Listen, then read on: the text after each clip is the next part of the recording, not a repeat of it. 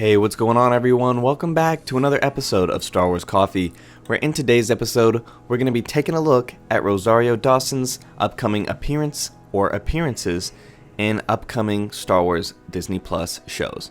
That's today here on Star Wars Coffee. I have spoken.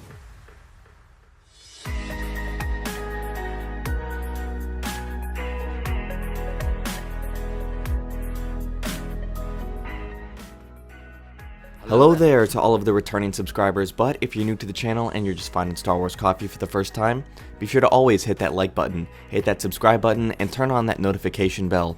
And don't forget to check out Star Wars Coffee on Twitter and Twitch, and don't forget to check out the official Star Wars Coffee merchandise. Links are in the description below. Do it!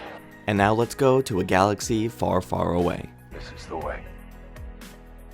Rosario Dawson has been cast as Ahsoka Tano for live-action Star Wars purposes. Ashley Eckstein made a statement about this, which I have a video about if you guys are interested in that. Also, Ashley Eckstein at one of the conventions did do full-on cosplay for Ahsoka without any CGI, and it looked pretty good. Pictures of that are in that video, so if you guys are interested in seeing the comparison between the two, you can. However, Rosario Dawson, for the time period that The Mandalorian's in and the age of the character at that point, I think her, in terms of an age, looks more appropriate to play the character. But with that being the case, Rosario Dawson is definitely going to be appearing in an upcoming episode of Season 2 of The Mandalorian. However, there's been new news on her Disney Plus contract that highly suggests that she's going to be in a multi-show deal with this contract. So what we're going to do is take a look at this article written by Pete Hernandez called Exclusive. Rosario Dawson's Ahsoka Tano contract is a Disney Plus multi-show deal. Lucasfilm is investing heavily in Disney Plus as a platform for the future of Star Wars content.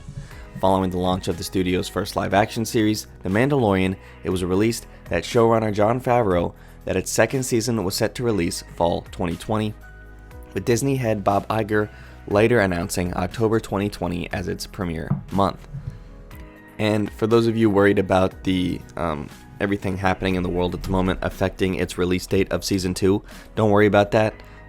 Filming and production on the second season of The Mandalorian was already halfway through by the time the first season even presented itself to general audiences, so that's not going to be impacted. So don't expect a delayed release on The Mandalorian Season 2. Expect that fall 2020 to stick. Alongside the return of Din Djarin, aka Mando, and the Child, more commonly known as Baby Yoda, the Star Wars universe will expand further on Disney's streaming service with an Obi-Wan Kenobi series and a Cassian Andor series debuting down the line. And I just did a video about both of those two and when you can expect those to hit Disney Plus, so go ahead and check the channel out for that as well. The Star Wars universe will also look to adopt fan-favorite characters into their Disney Plus live-action series, doing so with the addition of some well-established actors and actresses. As the direct outlined earlier, Rosario Dawson is reportedly set to appear in Season 2 of The Mandalorian as the live-action version of Ahsoka Tano, the adored Star Wars The Clone Wars and Star Wars Rebels character. Ahsoka's debut is rumored to potentially lead to her own Disney Plus series as well, which makes sense because during the earnings call on Disney CEO Bob Iger said that they're going to be introducing characters in The Mandalorian and then introducing them to give them their own spin-off series. So I think I announced that in a Big News Mandalorian 2 video from a couple months ago when I was talking about the potential of spin-offs for characters, and we specifically looked at Cara Dune in that video. According to contributing insider over at The Direct, Daniel Richmond, Rosario Dawson's Ahsoka Tano contract is reportedly a multi-show deal. For reference, this is a unique type of contract seen most often with the MCU actors and actresses who have signed on to other film and show properties in the past. So this actually makes sense, and the MCU reference is actually pretty solid reference considering Disney owns Marvel and Disney owns Star Wars. So the fact that they would have the same type of structure in their contracts makes perfect sense, as to continue to do things across different, platforms, even though they're really just different shows. So kind of like a different type of thing like that.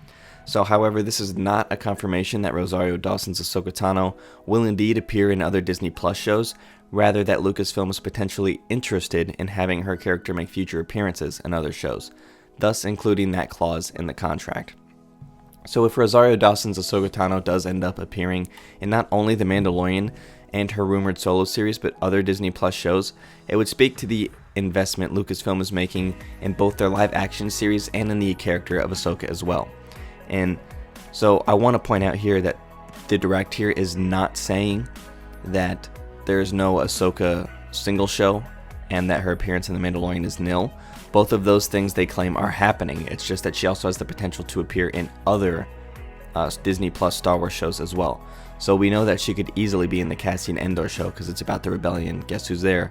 The Rebels timeline fits perfectly. So we could easily have Rosario Dawson appear in that as well, which is why I think that is there, to continue to boost interest in other things. Because we know that Cassian is also going through rewrites as well, so this also makes more sense.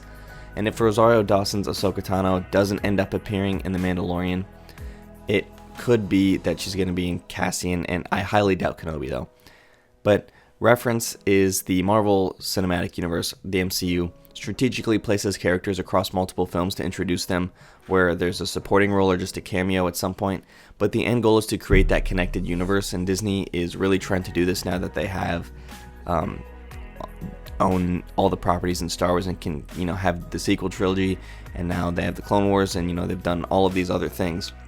And now that they got these live action series going, this just kind of logically makes the most sense for Disney to continue doing what they know works. So we've witnessed Ahsoka make the jump across multiple shows already with the Clone Wars and Rebels, so this doesn't really shock me at all. But let me know what you guys think about this in the comment section down below. Which show do you want her to appear in? I think the Cassian series would be best, and I think it would give a lot more hype to that show. But let me know what you guys think in the comment section down below. Thank you guys for watching. May God bless you and the Force be with you.